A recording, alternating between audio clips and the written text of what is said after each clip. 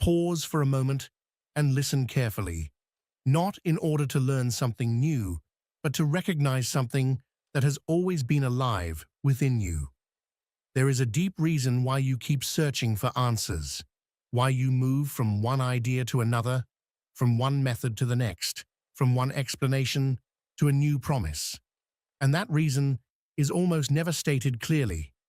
It is not that you lack discipline, nor strength, nor willpower. It is also not that you simply haven't found the right tool yet. The issue lies somewhere else, and looking at it directly can feel uncomfortable, even unsettling, but it can also change everything. Some people stop suffering not because life suddenly becomes perfect, not because problems disappear, but because something essential quietly rearranges itself inside them. They do not learn to endure more, nor to distract themselves better, nor to think positively every moment of the day. They simply see something they were unable to see before. And when that is truly seen, suffering no longer occupies the center of the stage. The most disturbing part is that you already know what I am referring to. Not as a clear sentence, not as an organized concept, but as a subtle knowing. You have always known it. And yet, as you hear these words, a part of your mind tries to minimize them, to say that this is nothing new, that you have heard it all before. That reaction is not a mistake. It is the same force that keeps everything exactly as it is. Carl Jung dedicated his entire life to pointing toward a single idea, not a complicated system, not an abstract theory, but a central truth. He wrote thousands of pages, accompanied countless people through their suffering, and ventured deeply into his own inner conflicts in order to communicate something very simple to say and extraordinarily difficult to accept. The problem was never the complexity of the idea. The problem was that no one truly wants to face it directly. Because when this idea is genuinely understood, not only intellectually, but experientially, many of the things that currently dominate your search begin to lose their weight. Books, methods, promises, figures you look up to for answers, all start to feel like long detours around something that has always been present. And here is the first truth, and it is not comfortable. You have never experienced reality as it truly is, not even once in your entire life. What you call reality does not happen directly outside of you. It happens within you. The world you believe you are living in is not the world itself, but the world as your mind interprets it. You do not see things as they are. You see them through your memories, your fears, your wounds, your expectations, and your desires. Before anything makes sense to you, your mind has already decided what it means. Whether it is a threat or a rejection, a loss or an opportunity, everything you experience passes through that inner filter first. That is why two people can live through the exact same situation and walk away with completely different experiences. For one, it becomes a betrayal. For another, a relief. For one, a failure. For another, a liberation. The fact itself does not change. What changes is the way each mind lives it. This is not an opinion, nor a positive way of looking at life. It is the foundation of how your experience functions. Jung called this psychic reality not because it is false, but because it is internal. And for the one who lives it, that reality is more powerful than any external explanation. The conflict begins when you forget this, when you identify completely with what you feel and believe that everything that happens to you is caused solely by what occurs outside. At that point, life starts to feel like something that drags you along, as if you are constantly reacting to forces you do not control. You then struggle with people, fight against situations, and try to change the world in order to feel better inside. And the more you try, the more the same emotions repeat themselves under different names and in different scenarios. Reaching this point is not accidental. Most people turn back before they dare to look at this directly. If you are still listening, it is because something in you already knows it cannot keep running away. Leave a simple sign of that moment.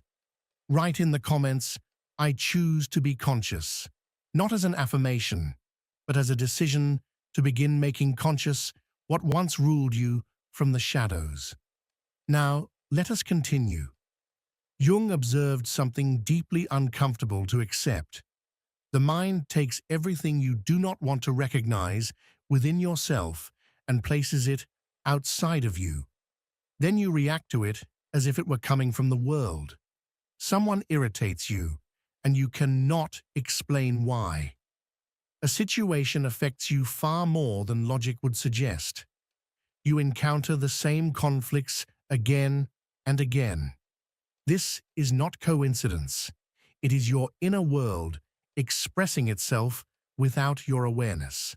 The mind cannot hide what it represses. It must release it somehow.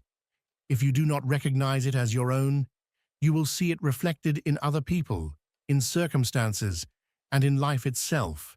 And you will fight against it, convinced that the problem exists outside of you, without realizing that you are reacting to something internal.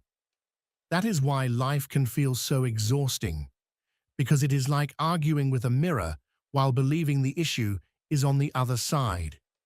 You change people, environments, and goals, but the reflection returns, not because you are unlucky, but because there is something within you that has not yet been seen.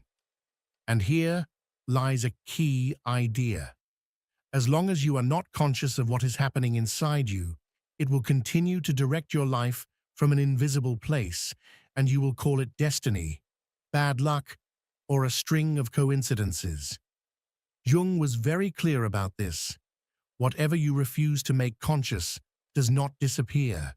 It continues operating in the background and eventually begins to rule your life.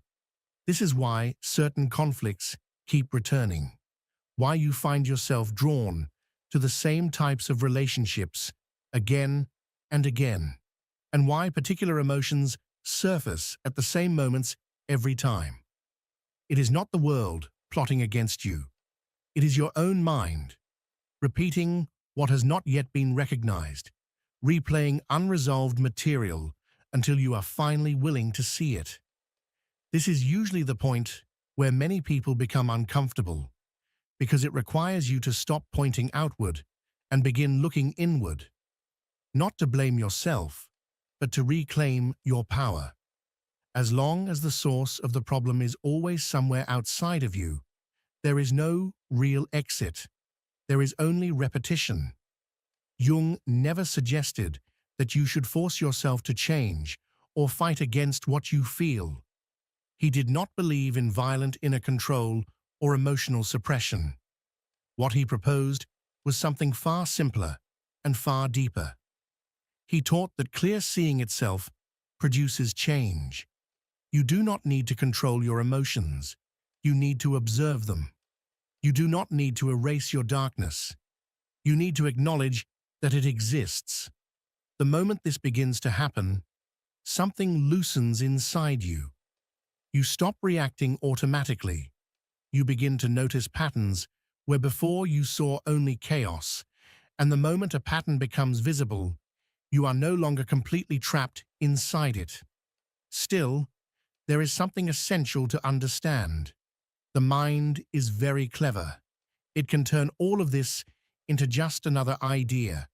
It can say, "I understand," and then continue functioning in exactly the same way. Jung warned that insight is useless if it remains only intellectual. It has to touch you. It has to disturb you. It has to make you question the story you have always told yourself about who you are and why your life unfolded the way it did. Because when you truly see, that you are not living reality as it is, but rather the way your mind interprets it. Your relationship with your problems begins to change. Something loses its grip. Something stops dominating you from the shadows. And this is only the beginning. We have not yet addressed why certain people affect you so intensely, why some relationships become obsessive, or why there is that persistent feeling that no matter what you achieve or change, something always seems to be missing. That is what comes next. And once this is understood, you never look at your life the same way again. This is where life becomes more unsettling, because you start to notice that not everything affects you equally. Certain words, certain looks, certain tones of voice, certain gestures strike you deeply, as if they were touching an exposed wire inside you. There are days when something very small ignites something within you, shifts your mood instantly, and leaves a strange heaviness in your chest. You swear it was caused by what happened outside of you, by what someone said, by what someone did, by a specific situation. But if you look honestly, the intensity of your reaction almost never matches the size of the event. What breaks you is not the event itself, it is what the event awakens. What is awakened is something old, something unfinished, something that belongs to your inner world. Jung explained that when an external situation triggers an excessive emotional charge, it is usually because it has activated a complex. A complex is not just a memory. It is a living structure of emotions, images, beliefs, and experiences that operates autonomously within the psyche. When it is touched, you are no longer fully in the present. You are partially pulled into the past, reacting not only to what is happening now, but to what once wounded you and was never integrated. This is why you can feel like you lose control in moments that seem irrational afterward. This is why certain people seem to have power over your emotional state. They are not powerful in themselves. They are mirrors. They reflect something within you that is still seeking recognition. Until that inner content is made conscious, it will continue to project itself onto the world, disguising itself as fate, bad luck, or other people's behavior. Jung believed that projection is one of the most common ways we avoid ourselves. We see outside what we cannot yet accept inside. But projection comes at a cost. It keeps you bound to repetition. It keeps you reacting instead of choosing. And it keeps you feeling as though life is happening to you, rather than through you. The moment you begin to withdraw these projections, even slightly, something profound changes. You start asking different questions. Not why does this always happen to me, but what part of me is being activated here? Not who is to blame, but what is being revealed. This shift does not make life immediately easier, but it makes it real. And reality, once seen, has a way of transforming you without force. This is the beginning of psychological freedom. Not the absence of pain, but the presence of awareness. Not the elimination of conflict, but the ability to see it clearly. Jung understood that wholeness does not come from becoming light only, but from integrating both light and shadow into a conscious, honest relationship with yourself. When you stop running from what disturbs you, it stops controlling you from the dark. Jung observed that within you there are parts you learn to hide, not because you were bad, but because at some point you felt you were not allowed to show them.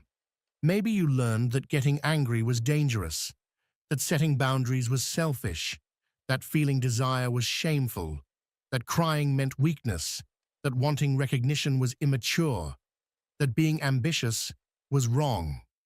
Slowly, often without anyone explaining it directly, you absorbed these messages and adapted. You learned what was acceptable and what was not, and in order to belong, to be loved, or simply to survive emotionally, you pushed certain parts of yourself into the background. So you did what almost everyone does. You buried those parts, locked them away, disguised them, and convinced yourself they were no longer there. You built an identity that felt safer, more controlled, more acceptable. But a part of you does not disappear just because you refuse to look at it. What makes this uncomfortable is that whatever you do not consciously recognize within yourself does not stay quiet. It looks for a way out, and very often it emerges in places you do not expect, in moments that seem out of proportion, in reactions that surprise even you. This is where your reactions toward other people come into play. There are individuals who provoke something in you without doing much at all. They irritate you, disgust you, anger you, or activate a deep unease that is difficult to explain. And if you are honest, sometimes it has little to do with their actual behavior. It has more to do with what they represent. Their way of being reflects something you do not allow yourself to be. Their existence feels like a silent threat to the image you are trying to maintain of who you are supposed to be. This realization is uncomfortable because it breaks a very convenient illusion, the illusion that the problem is always the other person. Of course, there are genuinely difficult people, and that is not what this is about. This is about those moments when your reaction is too intense, too personal, too charged, as if the person had pressed exactly the spot where it hurts the most.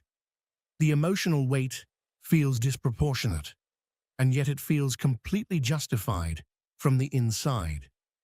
Jung suggested that when something irritates you excessively, it is worth asking which part of you is asking to be seen, not to excuse anyone's behavior, not to invalidate your feelings, but to understand yourself. And here comes a turn that many people resist, because it forces you to let go of a position that feels safe. The position of always being right in your anger. The position of saying, I am this way because they made me this way. The position of believing, I only react because others provoke me. From a Jungian perspective, many reactions happen because something within you is trying to come into consciousness and uses the world as a screen. Not because you are inventing reality, but because your mind loads reality with your personal history. This also helps explain something that often hurts more than any argument: emotional obsession.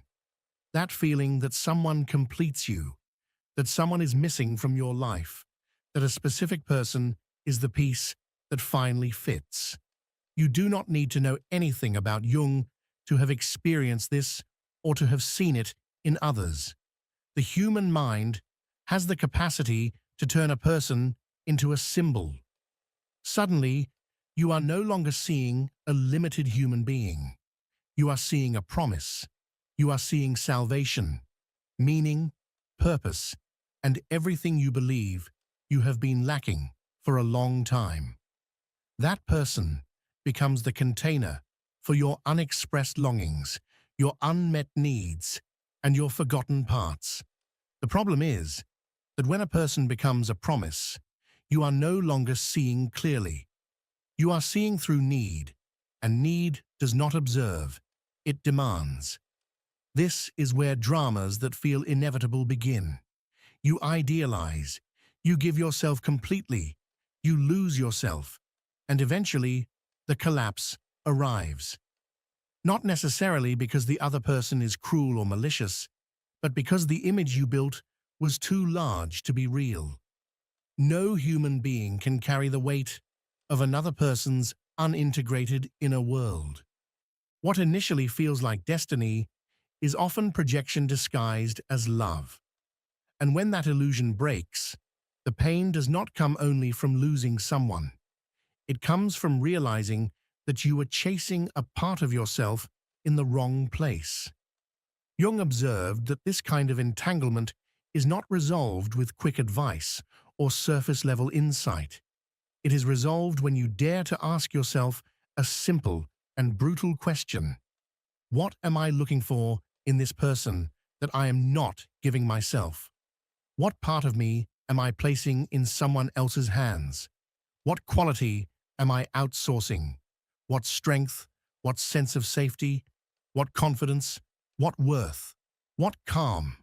What inner fire am I trying to obtain from the outside, as if it could not be cultivated within me? These questions are uncomfortable because they strip away the fantasy and return responsibility to where it truly belongs. This is where we enter the territory of repetition, the loop that exhausts you and makes you feel stuck. Patterns repeat themselves with unsettling precision. The place changes, the people change, your age changes, the circumstances change, but the final emotional taste is almost identical. The same bitterness, the same emotional ending, the same type of wound. And that is when the word appears that many people use as a form of surrender. This always happens to me as if it were a sentence, as if life were conspiring against you. From a Jungian view, repetition is not punishment. It is an invitation. It is the psyche insisting on integration. The pattern repeats not because you are broken, but because something essential remains unseen. Until you are willing to turn inward and recognize what you have disowned, the world will continue to mirror it back to you through people, situations, and emotional cycles. What you refuse to face within will meet you outside again and again, wearing different faces but carrying the same message. Jung saw it in a very different way. For him, when something keeps repeating in your life, it is not life punishing you, it is your inner world insisting. It is a signal. It is a message that does not arrive through words, but through scenes. Your mind cannot always tell you, look at this directly, so it constructs it as experience. It places you again and again in situations where the exact same point is touched, over and over, until you finally dare to look at it face to face. This is where many people deceive themselves. They believe the problem is the specific situation, so they change jobs, change partners, change cities, change social circles, change lifestyles. And sometimes those changes help, of course. But if the root remains untouched, the script is rewritten with different actors. What repeats is not the event itself, it is the inner pattern that shapes how you choose, how you interpret reality, and how you react to it. Jung spoke about inner knots that form when something important is not processed. You do not need complicated terms to understand this. Think of an emotional wound that never healed properly. It does not hurt all the time, but it is there. And when someone brushes against that wound, your reaction no longer belongs to the present, it belongs to the past. Your body tightens, your thoughts speed up, your tone of voice changes, your need for control increases, fear appears, anger surfaces, and afterward, you ask yourself, why did I react like that? The answer is usually the same. Because you did not react only to what happened. You reacted to what was awakened inside you. In those moments, a part of you takes control. Not the calm, conscious part, but the part that once learned how to survive. Sometimes that part becomes cold. Sometimes it becomes aggressive. Sometimes it becomes submissive. Sometimes it becomes pleasing. Sometimes it becomes suspicious. And it does all of this quickly, almost without asking permission. Later, you justify it with explanations and logic. But the truth is, that it was automatic. Jung was very clear about this. As long as what moves you inside remains unconscious, it will continue to run your decisions. And when it runs your decisions, you call it destiny. You call it bad luck. You call it, that's just how life is. But it is not life. It is an internal program, operating silently. And here comes the part that feels uncomfortable, because you can no longer hide behind beautiful excuses. If your patterns come from within, then your way out also comes from within. Not as an inspirational phrase, but as real inner work. Because change does not begin when you obtain something outside of you. It begins when you finally become aware of what you are repeating and why. At this point, a very human resistance often appears. The mind says, "So everything is my fault." No, that is another trap. This is not about guilt. Guilt sinks you and paralyzes you. This is about responsibility, which is something very different. Responsibility means seeing what you did not see before and stopping the habit of acting as if you were merely an object pushed around by the world. Responsibility means realizing that there is a part of you that participates, and therefore a part of you that can change something. What Jung proposes is not becoming perfect or turning into someone who is never disturbed. It is something far more real. It is beginning to recognize the exact moment when the pattern takes control, to see it arrive, to feel it, to name it within yourself honestly, not to fight against yourself, but to stop being possessed by it. And this is where everything becomes more serious, because once you start seeing this, you can no longer continue living in the same way. You begin to notice your own inner movements. You begin to detect when you are searching outside for something that should be addressed inside. You begin to feel when you are reacting from an old wound instead of responding from the present moment. And most importantly, you begin to understand why certain people have so much power over you. Because that power does not come from them. It comes from what they touch within you. When you grasp this, the world stops being a confusing enemy and becomes a brutally useful mirror. But to use that mirror, there is one condition. You must be willing to look at what you have avoided for years. And right there, at that threshold, most people stop.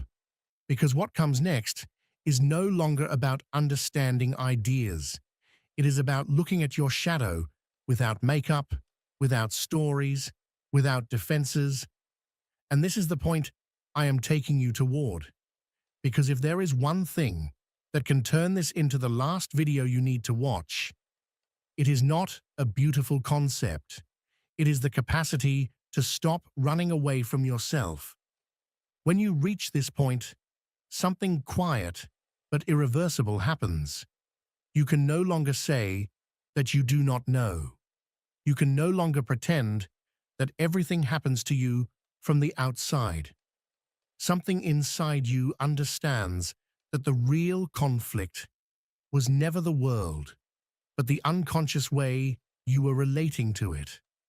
Jung was not talking about eliminating your darkness or giving you back an ideal version of yourself.